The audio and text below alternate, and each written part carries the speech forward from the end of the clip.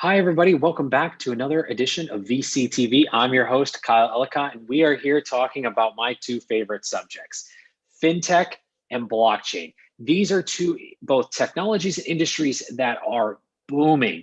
They are transforming millisecond by millisecond at this point, which is super fascinating. And we're bringing you some of the experts and the best investors in this space to talk about what's happening from a technology perspective to the industry to regions around the world to keep you up to date. Because again, everything is moving so incredibly fast in these industries. If you don't believe me, like I like to do on this show, a little headline drop. Also, a quick shout out to Matthew. He's got a new book that we'll be hearing about as well. I'll put the link in the show notes afterwards for everybody, but definitely recommended to check out. So that was headline number one. Headline number two, we've got a rising middle class throughout Latin America and specifically in Mexico right now that is driving a fintech boom. There's tons of opportunities and great companies and great investors looking at that space right now.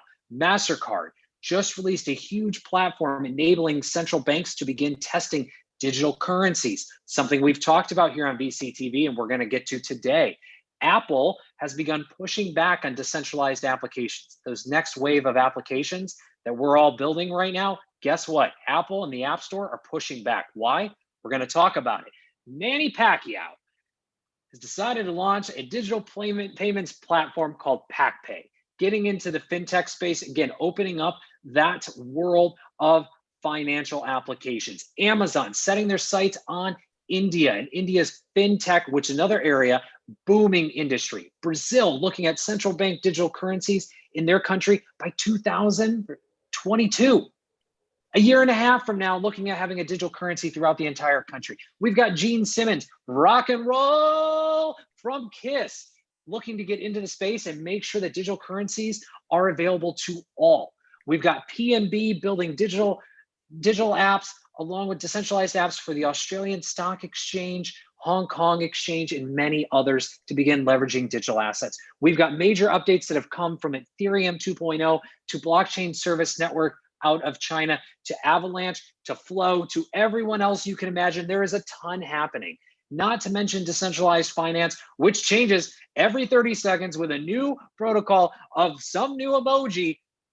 There's too much happening. We're here to break it down for you. So everyone take a pause, take a breath, get excited because we're going to dive in. With that, a big thank you to our audience for tuning in. If you like what you hear on today's episode, click subscribe, give us a thumbs up. If you'd like to be on a show like today to talk about fintech, blockchain, or another industry, technology, or region around the world, do reach out. We'd love to have you and join us along with our other wonderful guests as well. Entrepreneurs, I'm going to say this again. It's quarter three, it's third quarter. It's the sprint to the end of the year. It's the time when you're out there fundraising. It's out there that time you're building relationships, you're launching new products. This is the biggest time of the year for most of you. We've got a virtual stage here on VCTV for you to jump up on, pitch us as investors and our live audience. If you're interested, please do reach out. And last but not least, a big thank you to Maria and to the entire LATOKEN team for making VCTV possible every single day and bringing each and every one of us from around the world into one location to share with you the latest and the greatest that's happening. With that, I want to introduce each and every one of my guests. Super excited to talk about today's topic. Jason, welcome to the show. A little intro and a little background for those that are listening, please. Well, thank you, Kyle, for having me. I really appreciate it.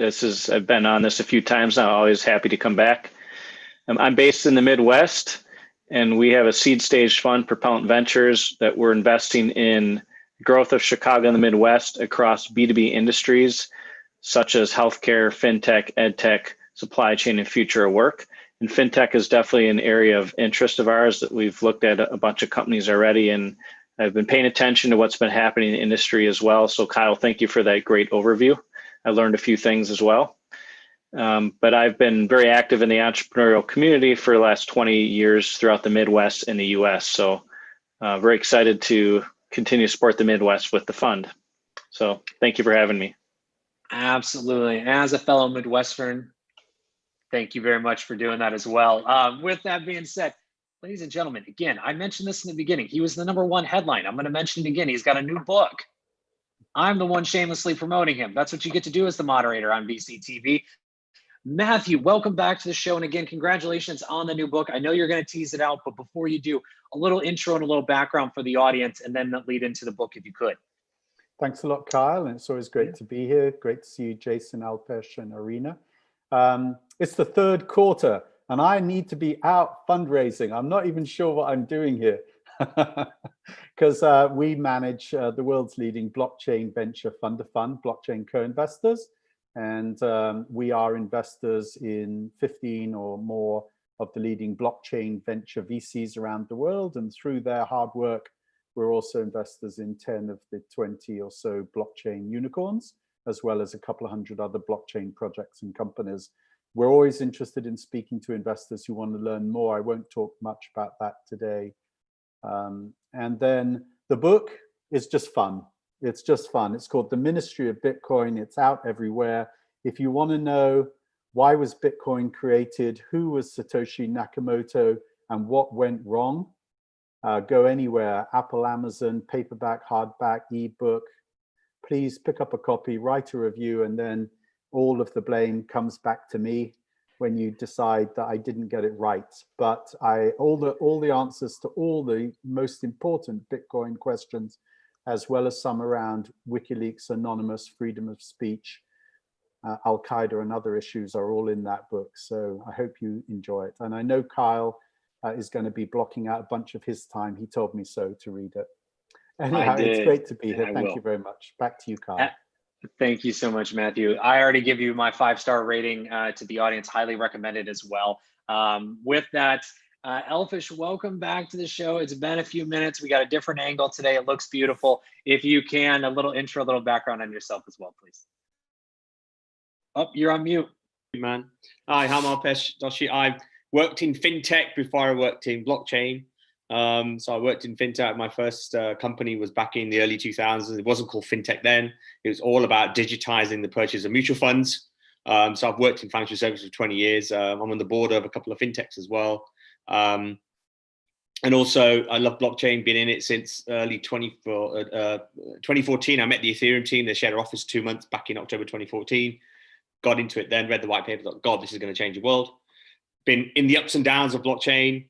And obviously, DeFi is now the way forward, which I see. And obviously, keen, got a bunch of stuff going on there. So roll on DeFi. I mean, listen, DeFi, we're going to get into it. I don't know what to say. There's so much happening. And what's fascinating about DeFi is how it is actually touching many different industries. It's not just the fun emojis that we're seeing. It's actually playing a much bigger role. We talked a little bit earlier in today's episode around manufacturing, supply chain, and logistics, and how finance, and specifically decentralized finance, is actually playing a role in the future of supply chains and logistics around invoicing, remittance, and some of the other areas as well. So I was excited to dive into that as well. Matthew, love the background. Irina, welcome back to the show as well. It's a pleasure.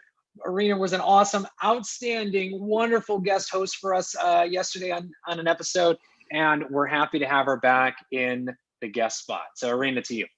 Thank you, Kyle. You are fitting your shoes. Look, I'm an experienced speaker. I've moderated, I emceed, but wow, it is a way different, so much more of everything.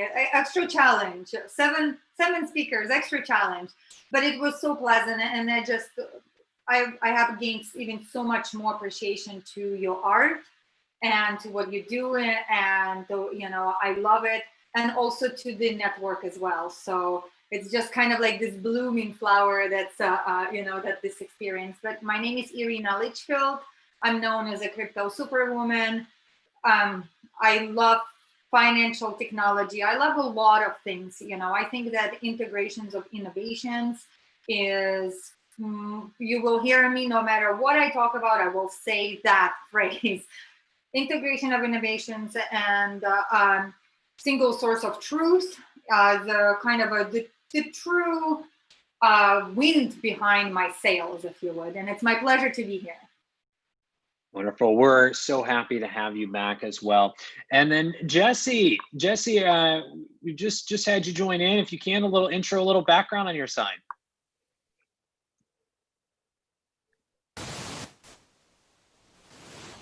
Oh, looks like we might be having some audio issues. So while you're getting that fixed, don't worry. I'm going to try it. I'm going to try it. I'm going to try it with all my heart, and I'm going to mess it up. So I'm just going to put that out there. Anuj. Nope, I totally failed. I'm so sorry. But you are on mute. If we could have you unmute and introduce yourself, I'm so sorry. I'm trying. You got it this time. We finally got it. Oh my gosh. All right. I'm going to give myself a clap. Thank you so much. To you, sir.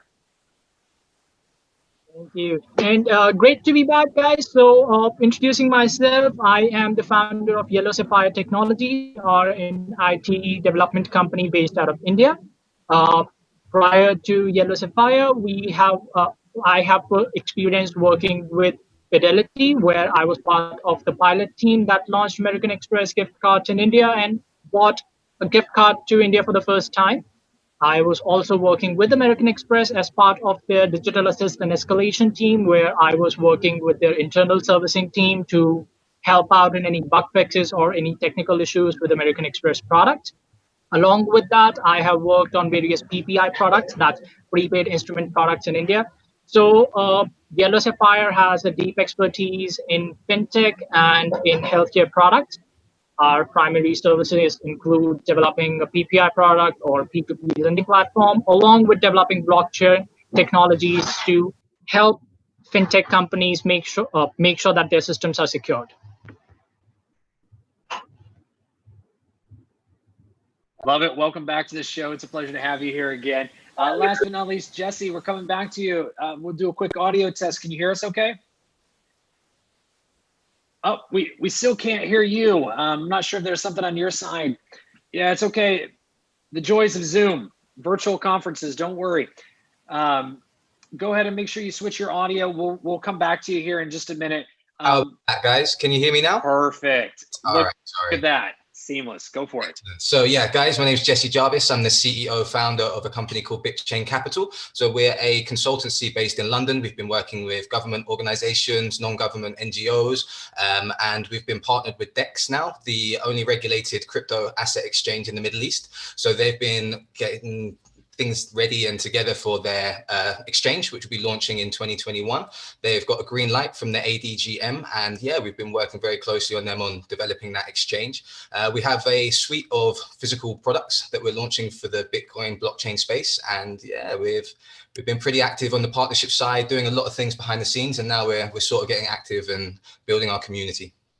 Awesome. Well, today you're not behind the scenes, you are front and center. So get ready to talk all about those exciting products and services along with the MENA region, as well as we know there's a lot of activity that's been happening throughout the Middle East and specifically in Dubai, as Dubai has worked and put a ton of effort into becoming a blockchain hub or a blockchain city as well from the government side. So lots to talk about there.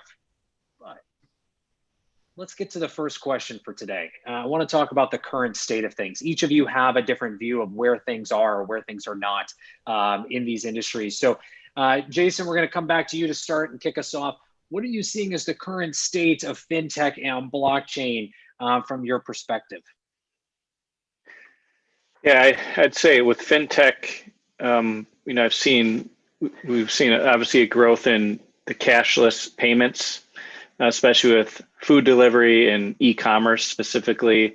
There's just a huge growth in that, and PayPal and other big companies are also innovating within that space. I just talked to someone the other day who is an executive at PayPal, and the QR codes, they basically have been coming back. The restaurants use QR codes. I mean, we haven't seen those in a while, but I think there's a resurgence in QR codes and other technologies like that I think is here to stay. But specifically with restaurants with the contactless and cashless ordering, that's here to stay. I think too, it's just been accelerated. So I see a lot of that. Also talked to someone who has specifically built a fintech business that he was focused on small businesses, but he's gravitated towards the cannabis space. And he's focused in Colorado right now, where he's been granted permission to work with the dispensary. So I'd say certain applications like that especially in an industry like that that's not federally legal yet, you've got different types of technologies like that that can really help move that industry along. So those are a few things I see right now, at least in the overall fintech area of growth. But there's just a lot of activity, a lot of investors, as all of you know, are really looking at this space right now. Yeah, we've actually had a number of funds that have popped up in the 9 figures over the past week or so, $100+ million for reference. We've also had some key banks globally, as I'm sure others will touch on, that have actually spun out new venture arms to focus specifically on both fintech and blockchain, which are pretty outstanding co-investors for those that are listening as well. But Matthew, I want to switch over to you. I know you've got a different perspective, but real quick, Jason, the QR codes is pretty interesting that we're starting to see those resurge as it's maybe a industry standard in some regions of the world. But Matthew, to you, what are you seeing as the current state on both the sides of fintech and blockchain? Well, so Kyle, we've talked about this on other meetups here at LATOKEN, but we're halfway into the creation of a global digital economy. And we've spent 20, 30 years building out the connected communication platform that we call the internet. But the second half of this journey is a lot about the creation of the commerce platform that needs to go with it, which means digital monies, digital assets, and everything that goes with those embedded within the protocols of the internet itself. And that's where blockchain comes in. The blockchain protocol created for Bitcoin, the Bitcoin blockchain protocol, was one of the first at-scale global digitally native monies ever created. And it's a blueprint that's allowing us now to kick off a lot more. I say, a lot's been done, 10 years since Satoshi Nakamoto wrote his white paper or her or their white paper. But it's really only today and right now that the world's governments and the largest banks and payment companies truly understand what we've been telling them for a number of years, and they're really getting on board. And I find that very exciting. It doesn't come without challenges. They have to operate in regulatory compliant ways, and that in turn means they want us and all the projects around the world to get on board with some of that complexity. But on the other hand, the good news is that real business activities, real financial and investing activities are now embracing these technologies. And furthermore, governments and regulators are now looking at crypto companies like Kraken as an example yesterday, and they're giving them banking licenses to perform alongside established entities. So a lot more to be done, but a lot of good news and a very exciting space to be in. Thank you for calling that out. That was actually a headline I forgot to mention. Kraken getting the crypto banking license, and also just the general activity that's happening in the state of Wyoming here in the United States around digital banking and digital currencies. There's a lot of activity. So if you're not paying attention, we'll come back to Matthew's point on that, but also something to start taking note as well. So thank you, Matthew, very much. And I agree, we've come to that first close, or coming to the close of that first phase, and now really just watching the second phase skyrocket. And if you're not excited and getting goosebumps right now, stay tuned. I am.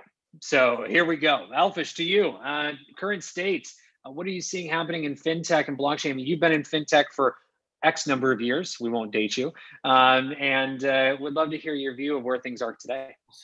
I mean, I think the thing that I look at, the way that I look at the blockchain market and fintech for blockchain is, how does it compare to the existing market? How if you look at the structures that have developed over the existing equity markets, bond markets, exchanges, etc., and you look at how they all work, the question for me is always, what does it look like for this new world of DeFi, new world applying it in fintech?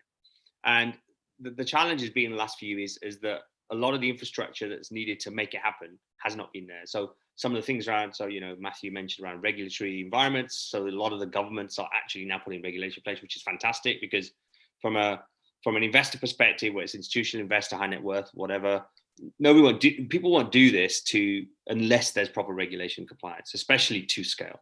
Secondly, the core infrastructure that you need to make it happen. So, that hasn't been there. The tooling to make it easy. We're still in the early days of tooling to make this happen. So, but it's evolving. So for me, it's, I look at the landscape and think of these key pieces, and we're seeing those pieces starting to get into place. And obviously in DeFi, we see what's happened in DeFi in the last 6 months.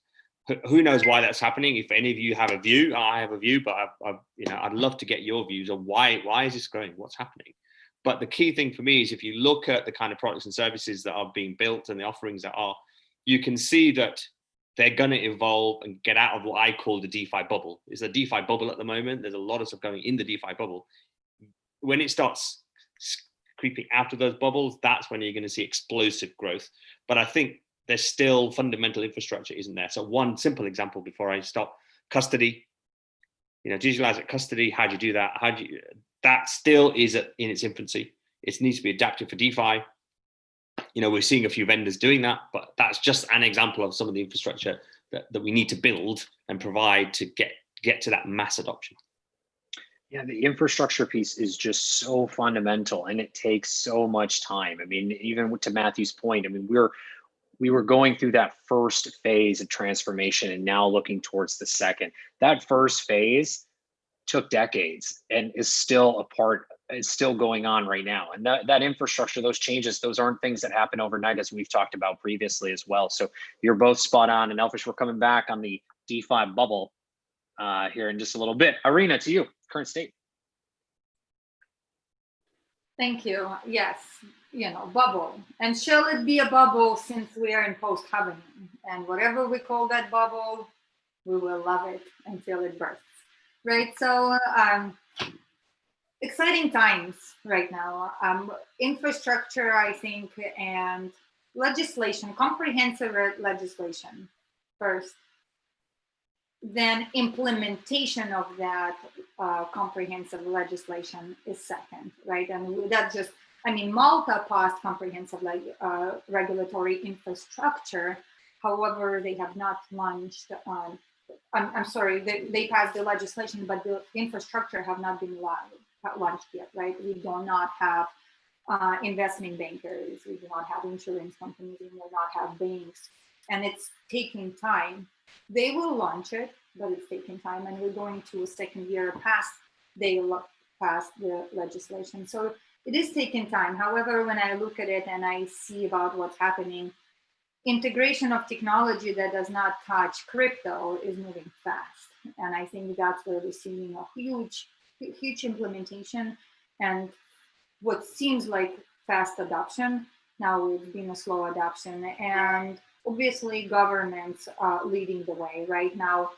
Of course, in the crypto space, we do not love to think about centralized systems and how certain countries are coming in and saying, well, we're just going to make it's going to be a mandatory currency, right? Because obviously it eliminates the privacy, and there's all kinds of look, with this innovation, there's this boogeyman we are not talking about, okay? And that boogeyman is a control, right? So we need to make sure right now we concentrate on decentralization. I think that decentralization is what really allows us to have the true source of truth, to make sure that otherwise it's just the centralized systems. And so I want to see a shift into more further development of decentralization.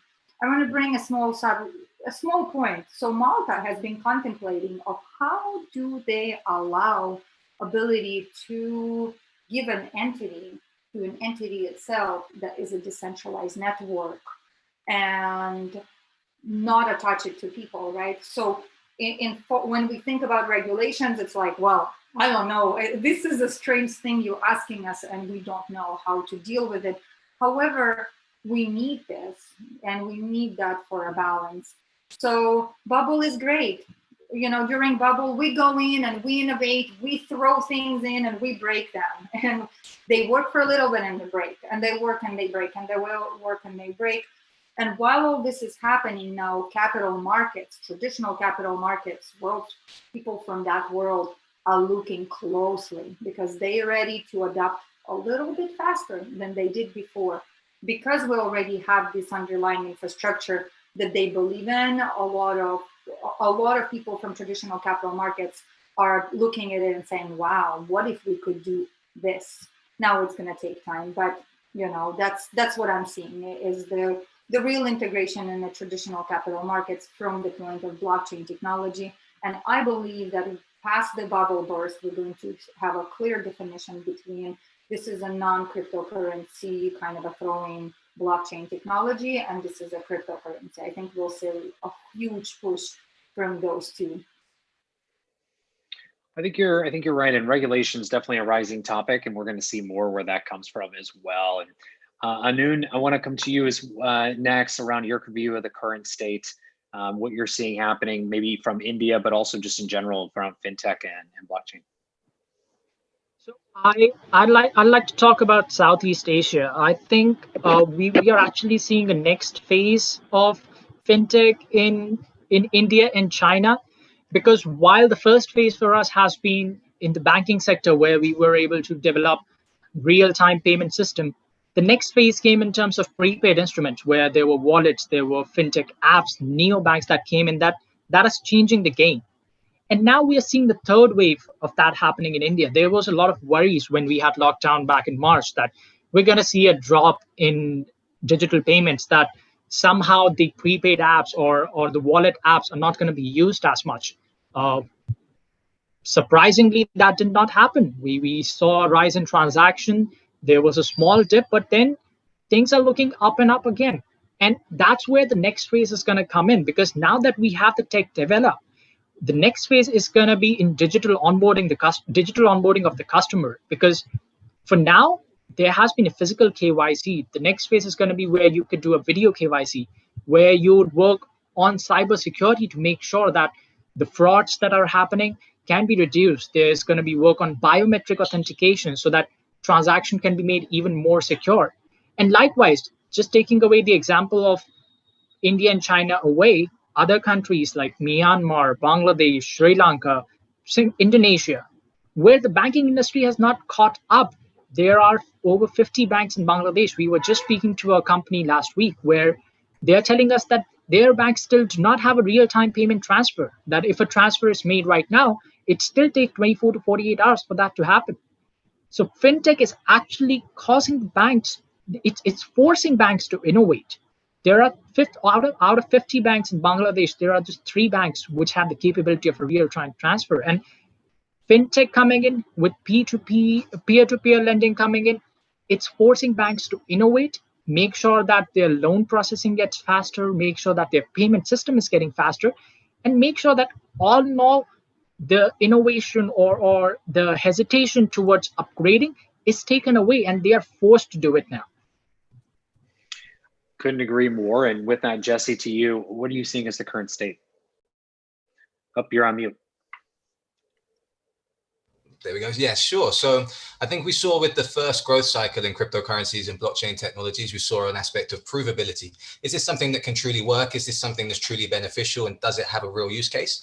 I think the second phase growth cycle that we saw most recently in 2018-ish was about exposure. Is this something that's big enough that's going to garner a mass attention? Is it something that generally the public want? And I think we saw a resounding yes from that situation.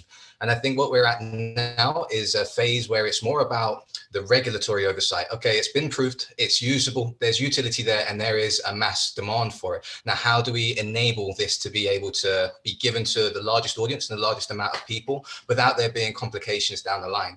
And I think what Irina said about decentralization, I think that's something that's really kicked in this year a lot. I think the DeFi space has grown exponentially. We've seen $9.2 billion locked away in different DeFi lending products and protocols over the past few months. And I feel that just even seeing Chef Nomi, whoever that may be, on SushiSwap, transferring almost $900 million worth of liquidity out of that automated market maker on Uniswap shows that there's a real appetite for more than just one system within this space. And I think the DeFi space is going to, really grow exponentially. I think with Ethereum bringing out 2.0, making sure gas fees come down a lot is going to help that DeFi space. I know a lot of people are struggling to realize profits or to see the benefit due to the high transaction fees and the speed of those transactions. But I think, we're going to see a lot of development happen in the underlying infrastructure of this industry.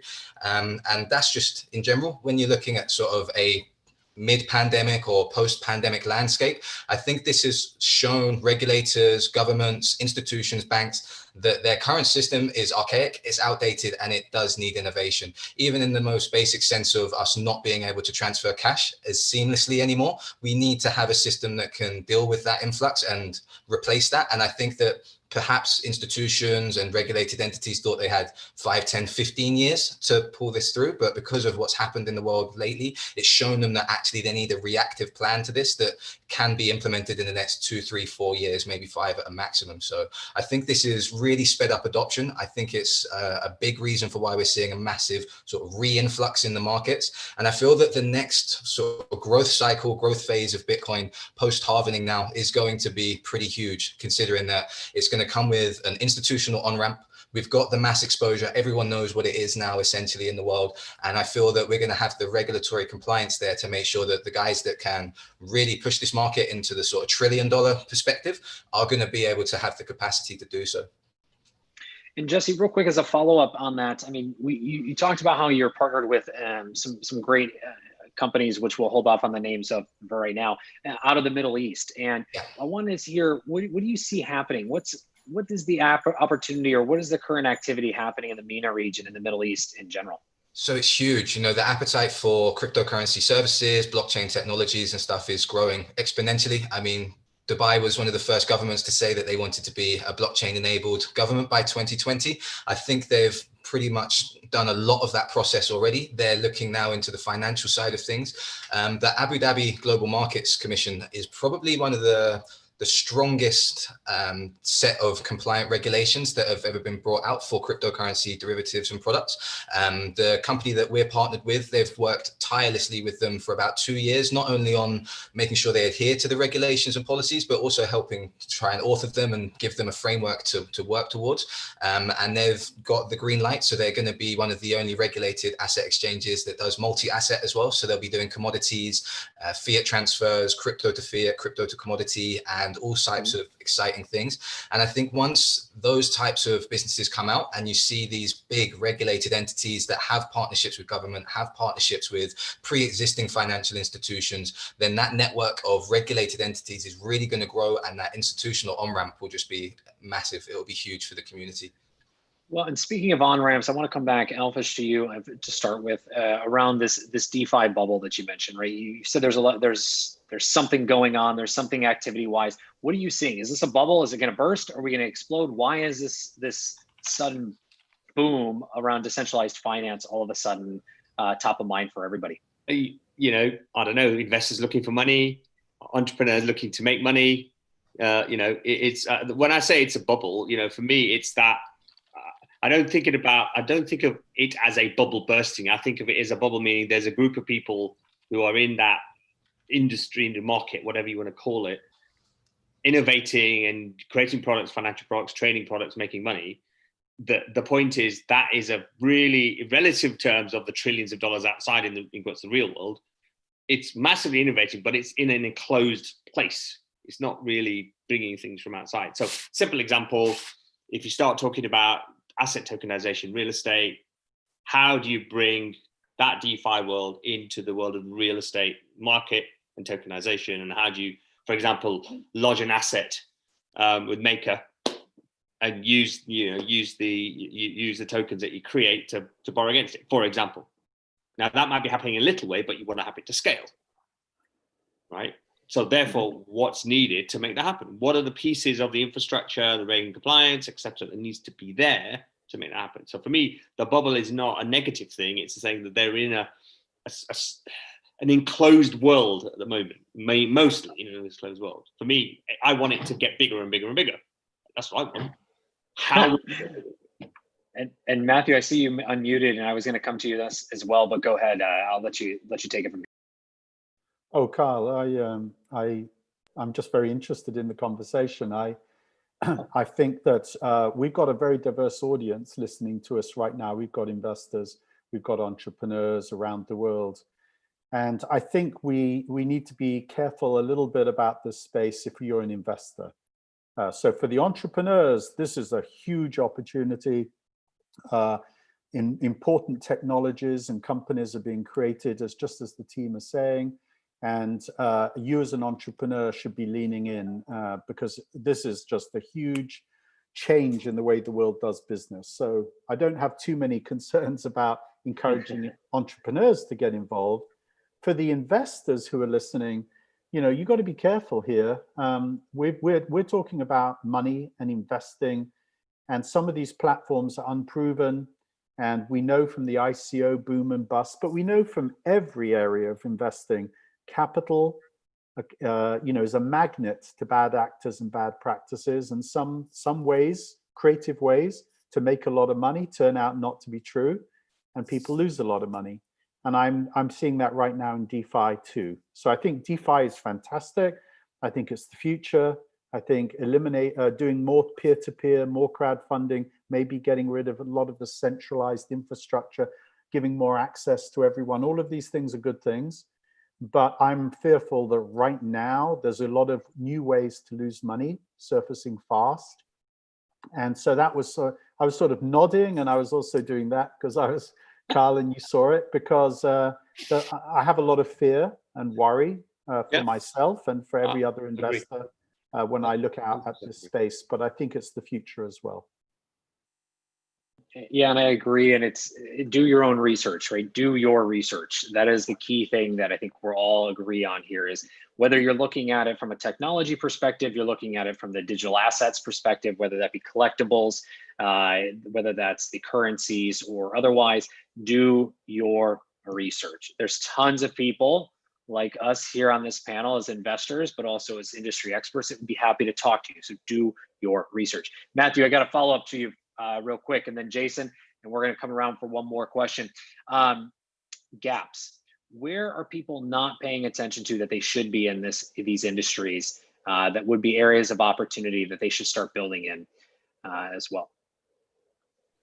Whoa, that's around fintech and blockchain. Yeah. Well, I do think that we're in phase one of digital money and digital assets, and every type of money and every type of asset is going to be technology enabled, and we don't yet know who the winners are. And so that means that as an entrepreneur, it's not too late to get involved. Furthermore, a lot of the value and the activity of established banks and payment companies and investment companies and wealth managers is going to change. And just like, you know, Merrill Lynch got somewhat displaced by Schwab, and then Schwab needed to buy TD Ameritrade because they were doing some cool things that Schwab wasn't able to do. And who knows, maybe they'll then buy Coinbase. You know, innovators have the opportunity to build things that either compete, like Schwab, or that can be acquired, like TD Ameritrade, and either one can be very, very exciting. So I feel like this is an open space, and nothing is over. You know, Coinbase hasn't won yet. Uphold is amazing and does more than Coinbase or Robinhood is doing. I'm an investor in all three, so I say that.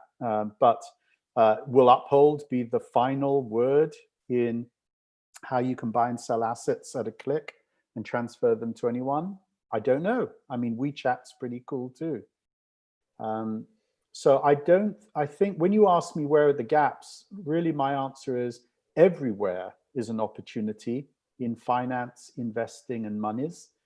And wherever you are in the world, this is a very hot space. And it's also a space you can get into at a relatively low entry cost, right? So if you want to be a leader in solar panels or in CRISPR genetic engineering technology, the entry cost is high. But if you want to explore doing some cool things in finance, you can get started relatively quickly. Obviously, the regulatory burden makes the costs high over time, but that's sort of like phase 2, phase 3 on your roadmap. Phase 1, which is build a product that works and meets a need. I think you can do that at a relatively low price point. 10 talented engineers and a little bit of seed financing, and you can get a lot done in this space. Absolutely. Absolutely couldn't agree more with you. The opportunity is endless right now, and that's a very exciting. It's also, to Elfish's point, I mean, it's also something a little scary. So definitely find your lane, your vertical, and go. but don't hesitate to continue to try and move on, as there are just so many opportunities. So everyone, we are, because we have such a good group and so much information to talk about, we're already at the lightning round. So I do want to come to everyone for your closing thoughts. And in this today, instead of just closing thoughts, I want to make sure you get an area of opportunity to further on Matthew's point. If there's an area you're really seeing as a big gap that people should be paying attention to, throw that in there in your closing thoughts. Before I do, and of course, where can everyone find you? Matthew, did you have one point? Did I cut you off on something? Okay, all right. Jason, we're gonna start with you then. Closing thoughts, area of opportunity, and where can everyone find you online? Yeah, I agree with Matthew. There's opportunities everywhere, especially, I would even, certain verticals or industries like cannabis, or as I mentioned before, or even the restaurant or food space. I've seen a lot of innovation around that, or payments between people in other countries, allowing that commerce to happen more seamlessly. So I think, and I've talked to some companies in the Latin countries as well that are, as you mentioned earlier, Kyle, that they're doing things in those markets. So I just look at industries that can be disrupted and things could be more efficient through contactless payment.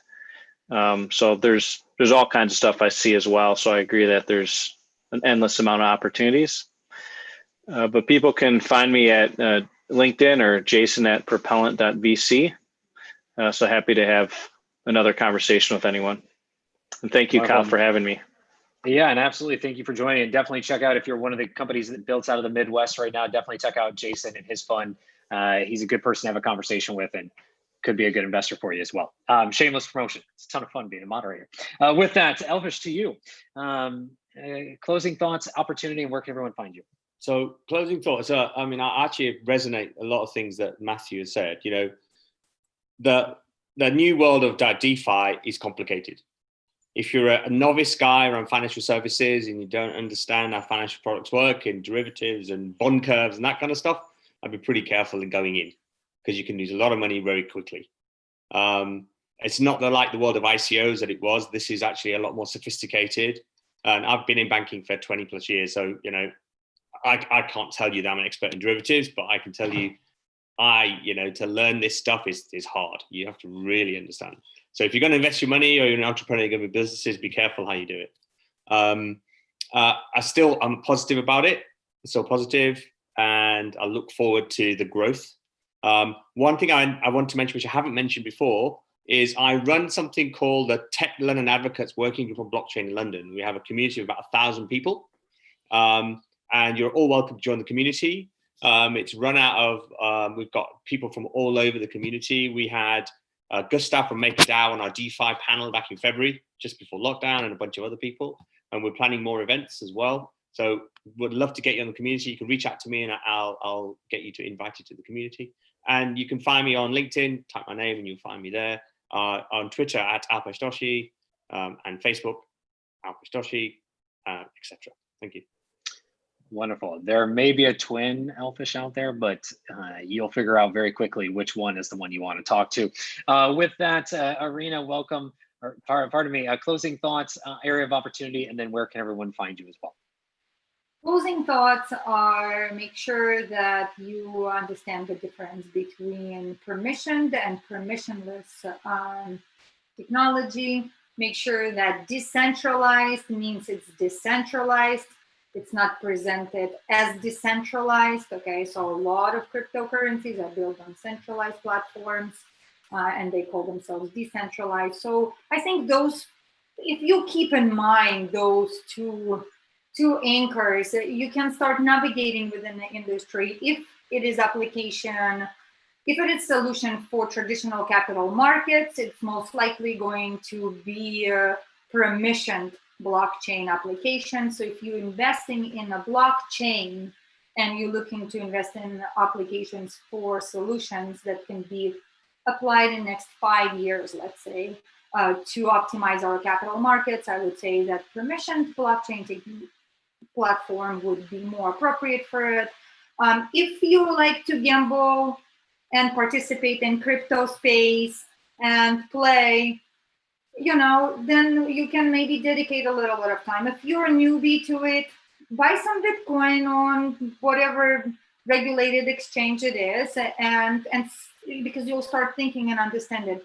If you're in the industry, be careful. Remember that, you know, the scammers are always a little bit ahead for just a little bit, right? So don't be that, excuse my language, donkey, okay, who thinks that you're smarter than, you know, the tricksters. So just saying, be careful. If you know what you're doing, go play, learn. We're watching them break things, and we're loving watching them break things. We do not love scammers coming in and, you know, taking advantage of those experiments. So, and best way to get hold of me is anywhere. LinkedIn is probably the best way. If you need a blockchain integration into your business, make sure that you indicate that. If your portfolio company is scaling plus, I want to talk to you. I want to see your portfolio companies. The traditional fundraising vehicles are broken and outdated, and they are preventing liquidity, okay? And they're preventing innovation from integration. So I'm here to fix it, and I want to make sure we connect and see how we can, you know, make our dreams reality. Absolutely. Check out Crypto Superwoman. All right. Anun, to you, quick closing thoughts, opportunity, and where can everyone find you? So, as I was mentioning in my last thoughts, that some of the next areas of opportunity is going to be in security. We already have an established system now in emerging markets like Southeast Asia, in Africa. So the next step, as Irina was saying, is going to be in terms of security, because the scammers are already ahead of you. They already know what to do, how to game the system. So that's where I see the next area of opportunity, since the internet bandwidth in Africa and Southeast Asia is comparatively low. I would love to see companies coming up with a solution where you can work with a smaller bandwidth to process a transaction, or even process it offline. That's where I see the industry moving next. Along with that, I would love to see some real world changes in blockchain. So let's hope that we get some new technologies and new advancements coming in. To reach out to me, you can drop me a message on LinkedIn. That's Anuj Chauhan. It's very easy to find me. Otherwise, you can tweet me at Anuj. That's ANUUJ. If you are a new company that's developing a fintech product, reach out to us. We love new companies. Would love to work with you and help you out in any way we can. Wonderful. Jesse, quick closing thoughts, opportunity, where can everyone find you? Sure. Okay. So closing thoughts, I think where people should be looking right now is DeFi, but as everyone said, be very, very careful coming in from an investor's perspective. From an entrepreneur's perspective, I think it's certainly something that people should be looking at. I think decentralized is something that Irina picked up upon. There's a lot of companies out there saying that they are decentralized. In essence, they're just using decentralized technologies to create a centralized product or centralized service. DEX, although it's called DEX, is not a decentralized exchange as such. It is a centralized being or entity, but what it's trying to do is create those channels from centralized to decentralized. So I think that's something that people should be looking at. I went to European Parliament on February, I believe, this year, and we spoke to quite a lot of people there. And the appetite, it seems, from central banks and central bank digital currencies is absolutely huge. This is something that they're trying to push forward as quickly as possible. So I think once we start seeing CBDCs and things like that, we're going to see the adoption within the other sides of the markets just go through the roof and become exponential. I think, yeah, just on a whole, just keep your eyes on the crypto market for the next year or so. It's going to be an amazing ride.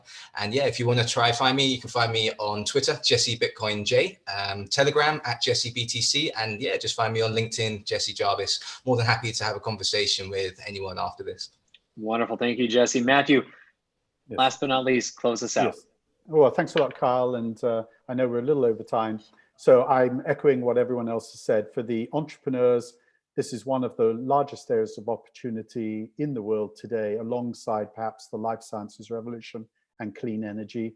And if people like Alpesh and Irina, Anu, Jesse, Jason will help you, take their advice and take their help, because every entrepreneur needs a good team around them.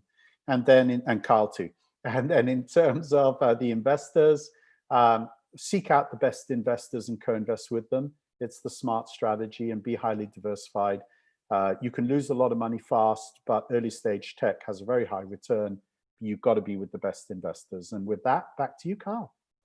Wonderful. And everyone, again, thank you so much for tuning in. And also to each of every one of you are on our panel today. Thank you for dedicating your time and going a little bit over as well. And to our audience, thank you for tuning in. Again, if you like what you heard today, click subscribe, give us a thumbs up. We are all available 24/7, 365. Thank you, Irina. Living, breathing, investing, and eating in this industry. Thank you, Matthew. Thank you, Jesse. So definitely reach out to us. We'd all love to continue the conversation. And as we've said, make sure you add context when you do reach out, that you saw us here on VCTV, that you've got a question, build a relationship. Don't just come with an ask, but we'd all love to continue to have this conversation with you, as we're super excited about where this industry is going. And we're going to talk more and more about this in the coming weeks. So stay tuned for that as well. Also, a big, big shout out to Maria and to the entire LATOKEN team for making VCTV possible every single day. I'm your host, Kyle Ellicott. You can find me on all social media at Kyle Ellicott. And again, thank you, Irina. Check out all of our panelists